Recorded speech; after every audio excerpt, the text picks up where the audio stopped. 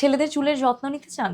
খুব সহজ এবং কার্যকরী উপায় জানানোর জন্যই আজকে এই ভিডিওটি নিয়ে হাজির হয়েছি সবার মাঝে। আচ্ছা, প্রথমেই ভুলটা বলি। প্রতিদিন শ্যাম্পু করা ঠিক না, একদমই।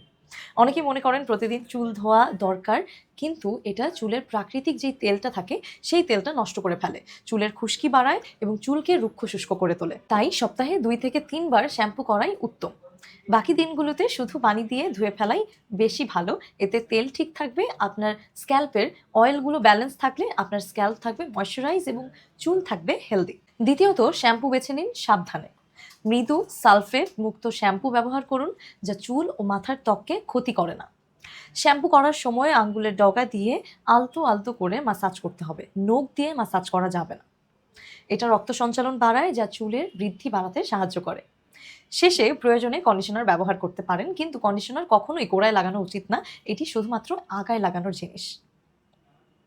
বিশেষ করে যদি আপনার চুল লম্বা হয়, তাহলে কন্ডিশনার চুলকে নরম, সিল্কি এবং শাইনি করে, যা চুলের স্বাস্থ্য ভালো রাখে।